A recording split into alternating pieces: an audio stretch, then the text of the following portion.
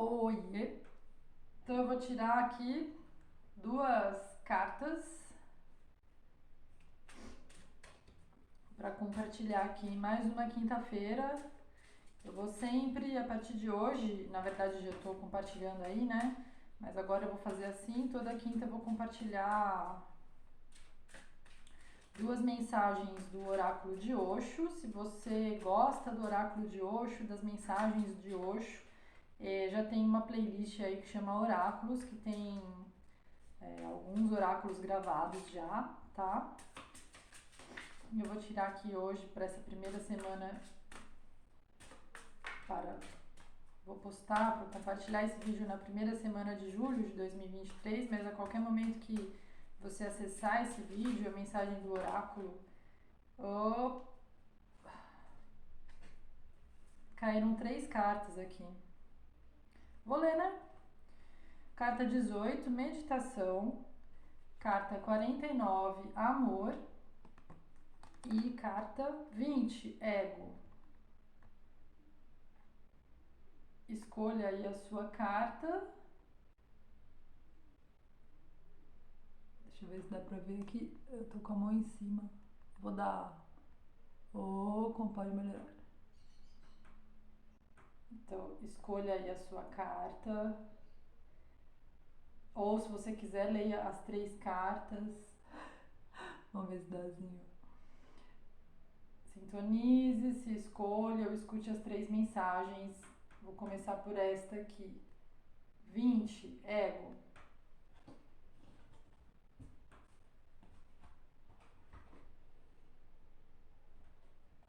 Carta 20 do oráculo de Osho. Carta 20, ego. A mulher e a travessia do rio. O ego é um fenômeno social. É a sociedade, não é você. Mas ele lhe dá uma função na sociedade, um lugar na hierarquia da sociedade. E se você se contentar com ele, irá perder a oportunidade de encontrar o seu verdadeiro eu. Você já notou que todo tipo de sofrimento vem por meio do ego?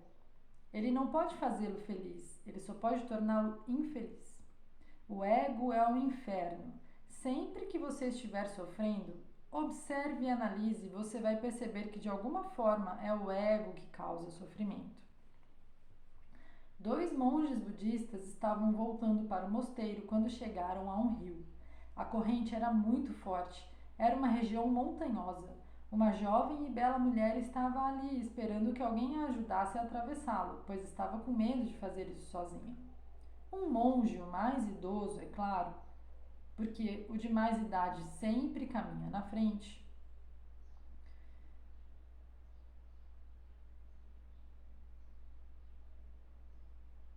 Peraí que ficou um pouco confusa aqui a história. Ela tá falando o quê, né? Que o monge estava indo, o monge mais idoso estava indo na frente, porque o de mais idade sempre caminha na frente. Isso é um jogo do ego. Então o monge mais velho estava na frente e a garota pediu para o monge mais velho: Ei, o senhor pode me ajudar? Basta segurar a minha mão, eu estou com muito medo, a corrente está muito forte e o rio talvez seja fundo. E o velho fechou os olhos, ignorou a moça. Isso é o que o Buda dizia para que os monges fizessem. Se eles vissem uma mulher, sobretudo uma mulher bonita, eles deveriam fechar os olhos. E isso é surpreendente, afinal. Você já viu, depois que você fecha os olhos, você já viu, depois que você fecha os olhos não adianta mais, né? Então, nossa, tá meio confuso aqui, né? Mas a moral da história, o que ele está dizendo aqui? Qual é a história que ele está contando, né? Então, esses 2 monges estavam caminhando e encontraram com essa mulher querendo atravessar o rio. O monge mais velho estava indo na frente, porque segundo ele diz, é uma tradição que o Buda, é uma tradição o mais velho ir na frente, e ele questiona aqui, né? Ele diz que é um mero jogo do ego o velho ir na frente. Mas enfim, eles estavam caminhando, o mais velho estava na frente, o mais jovem atrás. essa moça pediu para que o mais velho a ajudasse e ele ignorou o pedido dela de ajuda para que ela atravessasse o rio. Ele ignorou porque, segundo a tradição dessa linhagem, ele não podia olhar para uma mulher muito bonita. Ele tinha que fechar os olhos caso ele visse uma mulher muito bonita. E ele questiona aqui, né? Depois que você já viu a mulher muito bonita, vai adiantar você fechar os seus olhos? Né? Ele conta aqui, ó. Então a mulher pediu a ajuda dele, ele ignorou. Quando ele viu a mulher, ele ignorou a mulher. Então ele fala: isso é surpreendente. Você já viu, depois você fecha os olhos. Do contrário, como se pode saber que ela é uma mulher e é uma bela mulher? Você já foi afetado e agora você fecha os seus olhos depois que já foi afetado? Então ele fechou os olhos e entrou no rio, ignorando a mulher. Este homem mais velho fingiu que não viu a mulher. Na sequência, o monge mais novo chegou e apoiou, né, a mulher na travessia dela, carregou essa mulher. O monge mais novo ignorou a mensagem da tradição dessa linhagem de monges, né, a qual dizia que eles deviam ignorar as mulheres. Então este jovem monge carregou a mulher, transportou a mulher, ajudou essa mulher a atravessar o rio. E depois que eles atravessaram, ele deixou a mulher no lugar que ela queria. E quando chegaram no mosteiro, o monge mais velho, ele disse: Ei, você cometeu um pecado e vou contar que você também não somente falou com a mulher, como tocou a mulher e carregou ela nos ombros. Você deveria ser expulso da nossa comunidade. Isso não é digno de um monge. Então o monge mais novo deu uma risada e disse: Haha, parece que, embora eu tenha ajudado aquela mulher, é você que ainda carrega ela nos ombros. Tanto que você ainda está incomodado com isso. E então ele diz, né? Ora, o que estava acontecendo a este velho monge? A mulher era muito bela. Ele havia deixado escapar uma chance, ele estava muito irritado e com inveja.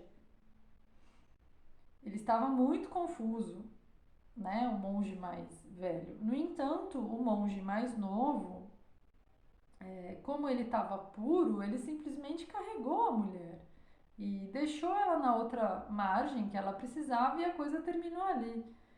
Então ele fala aqui, a moral da história: nunca, nunca lute contra a ganância, contra o ego, contra a raiva, contra a inveja, contra o ódio. Você não pode eliminar essas coisas, você não pode combater essas coisas. Tudo que você pode fazer é ficar consciente dessas qualidades. E no momento em que você toma consciência disso tudo, é o momento que você está livre, é o momento em que a escuridão simplesmente vai desaparecer. Então, todas as sombras do teu ego aí, né? Isso a gente chama de sombras do ego, né? Que são aí as qualidades que a gente considera que são ruins, né? E então essas sombras do ego, né? Elas fazem parte da vida do ser humano. E não adianta querer combater estas sombras, não adianta querer combater os desejos, não adianta querer combater a ira, a raiva, a ganância. O que a gente tem que fazer é o quê, né? Então ele está dizendo aqui, a gente tem que a inteligência emocional, né? Aprender a ter inteligência emocional, que é o que? Reconhecer. O primeiro exercício é reconhecer e aceitar que foi o que ele fez, né? Ele reconheceu a moça e então, quando ele reconheceu a moça, né, que inicialmente era uma mulher muito bonita, era uma sombra, né? Para a tradição dele, era uma sombra que ele estava vendo, né? Ele jamais poderia ter tocado aquela sombra. E ele fez o contrário, né? Ele reconheceu aquilo e quando ele reconheceu, aquilo ficou para trás, né? Então, todos esses sentimentos negativos, ruins, e pensamentos negativos e ruins, e situações negativas e ruins, a gente tem que conseguir fazer o quê, né? Reconhecer elas em primeiro lugar, ao invés de negar, né? Reconhecer que a gente sente aquilo, que aquilo está em nós, que aquilo está ao nosso redor e deixar aquilo passar. Ou trabalhar, né, a gente chama de, aí entra a questão do autoconhecimento e desenvolvimento pessoal e da inteligência emocional, né, que é o que? É a gente encontrar aí técnicas e recursos e meios de trabalhar aquilo em nós. Então é isso, a mensagem, primeira mensagem, agora vamos para a mensagem 49, amor. Carta 49, mensagem da carta 49, amor. O desafio do rei aos 3 filhos. A semente nunca está em perigo, lembre-se disso. Que perigo havia para a semente? Ela está completamente protegida. Mas a planta está sempre em perigo. A planta é muito delicada. A semente é como uma rocha dura, protegida por uma grossa carapaça. Mas a planta precisa enfrentar 1001 perigos. E nem todas as plantas atingirão o estágio em que poderão florescer. Poucos seres humanos atingem o segundo estágio, e desses muitos, muitos poucos atingem o terceiro, o estágio da flor. Por que eles não podem atingir o estágio da flor? Por causa da ganância, da avareza, que é um profundo estado de desamor. É preciso muita coragem para se tornar uma planta e muito mais coragem para se tornar uma flor. Uma flor significa que a árvore está abrindo o seu coração, liberando o seu perfume, oferecendo a sua alma, vertendo o seu ser na existência. Não continue sendo apenas uma semente.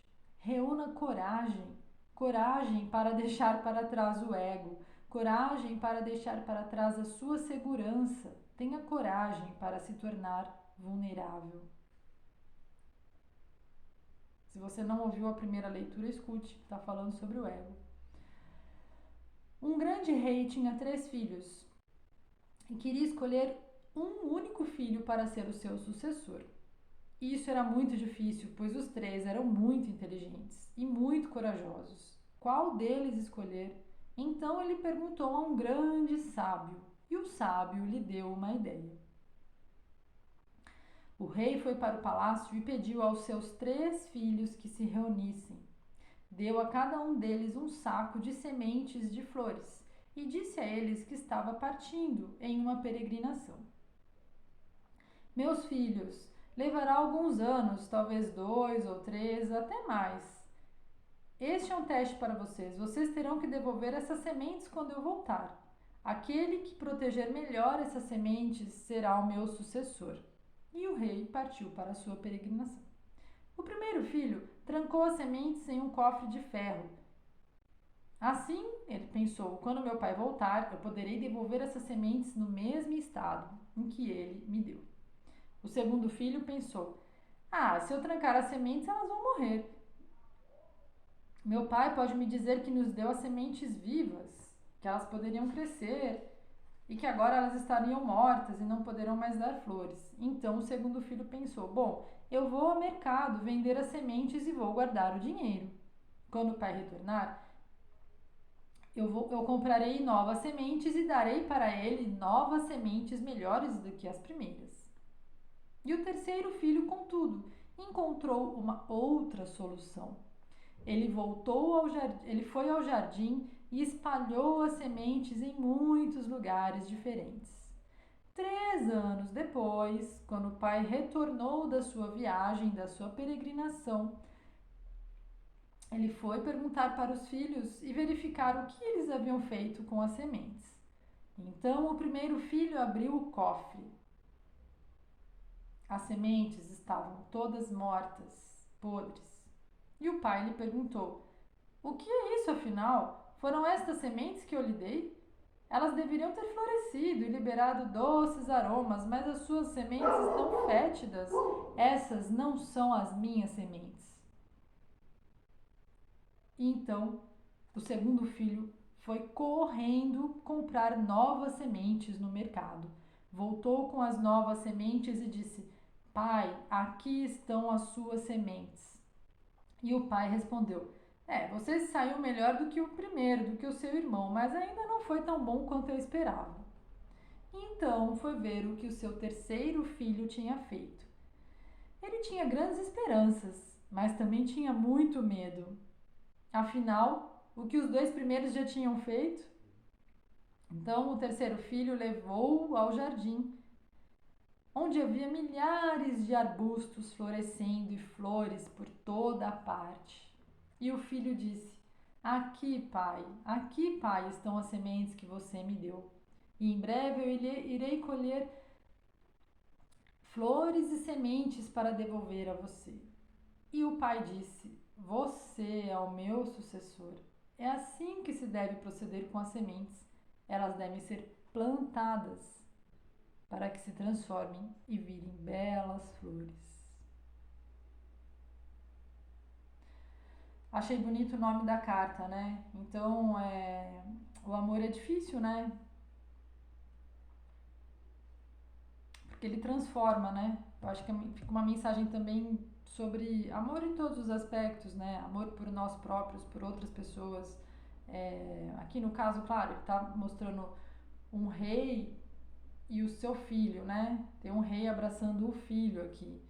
É o terceiro filho, o mais novo, e olhando para o jardim, né? Então, o que você está fazendo com as tuas sementes, né? Será que você está deixando o ego tomar conta das tuas sementes? Por conta de tradições, de moralismos, de dogmas religiosos, de repente, quem sabe, né? Aqui fala muito sobre religião. E vamos à leitura da carta 18.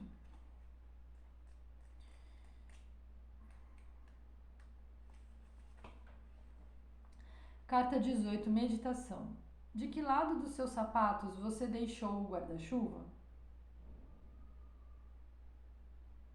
Faça as pequenas coisas da vida com a consciência relaxada. Quando você estiver comendo, coma com totalidade. Mastigue, saboreie, cheire a comida. Toque no pão, sinta a textura. Cheire o pão, sinta o sabor, mastigue-o, deixe-o dissolver no seu ser e permaneça consciente.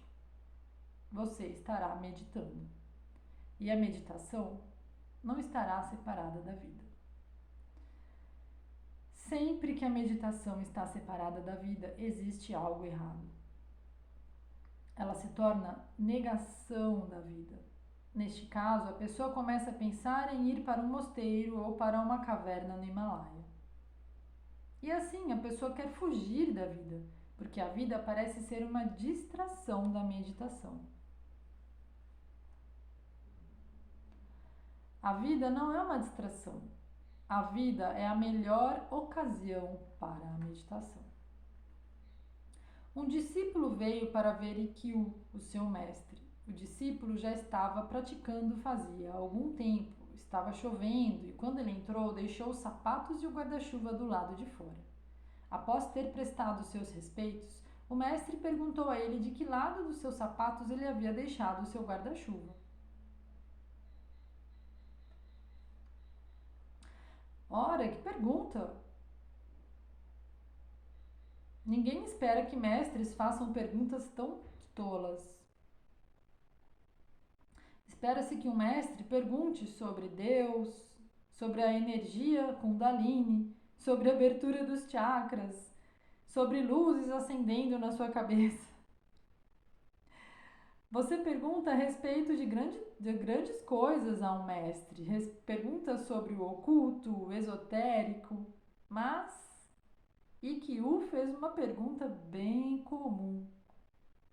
Nenhum santo cristão teria feito essa pergunta.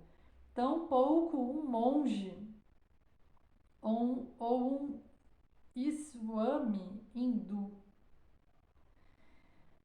Essa pergunta só poderia ser feita por aquele que realmente está com o Buda, dentro do Buda, ele mesmo sendo um Buda.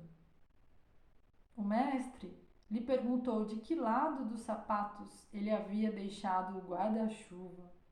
Ora, o que os sapatos e um guarda-chuva têm a ver com espiritualidade? Se a mesma pergunta fosse feita para você, você teria ficado incomodado? Que tipo de pergunta é essa? Parece uma pergunta tola, mas há algo imensamente valioso nela. Tivesse perguntado sobre Deus, sobre energia Kundalini, sobre chakras, isso teria sido bobagem. Algo totalmente sem sentido. Mas essa pergunta tem um significado.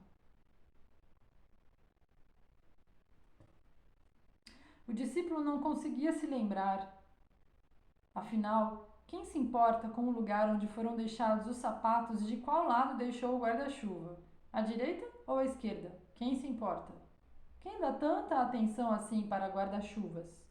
Quem se importa com calçados? Quem presta tanta atenção assim? Isso foi o suficiente para que o discípulo fosse recusado. E que o disse: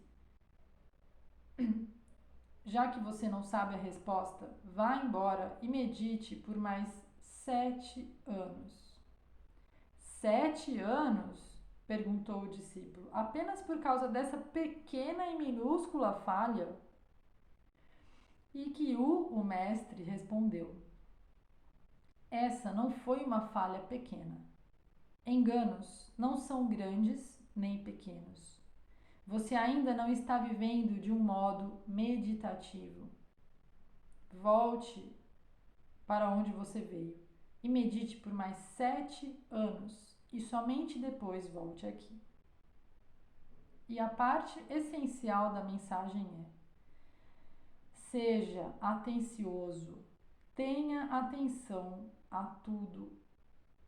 Não faça nenhuma distinção entre as coisas, dizendo que isso é trivial e aquilo é espiritual. Isso depende de você, preste atenção, seja cuidadoso e tudo irá se tornar espiritual. E se você não prestar atenção e não ser cuidadoso, tudo deixará de ser espiritual. É você quem atribui espiritualidade a todas as coisas. E essa é a grande dádiva da vida. Quando um mestre, como Ikkyu, toca o seu guarda-chuva, esse guarda-chuva torna-se tão divino quanto qualquer outra coisa poderia ser. Assim é a energia da meditação. Ela é alquímica. Ela transforma um metal base em ouro. Ela vai transformando o básico no mais elevado, no ápice, e aí então tudo se torna divino. E este sim é o paraíso, neste mesmo corpo que é Buda.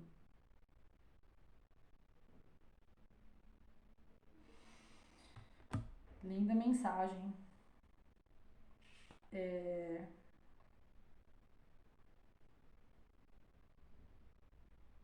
Então fica mais essa mensagem do oráculo de Osho aqui para você.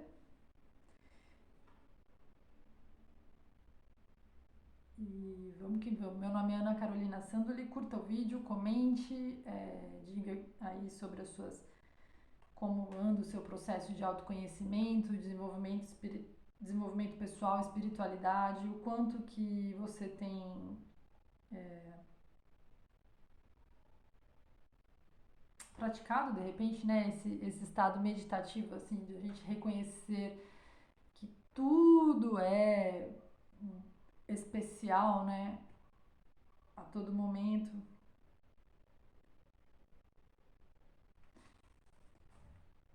Gratidão por você aqui, até mais. Toda quinta-feira tô trazendo aí mensagens do oráculo de Osho, tá bom? Se você gosta aí de oráculos com mensagens mais espirituais, Também dá uma olhada aí na playlist Oráculos no meu canal, que tem mais mensagens por hora.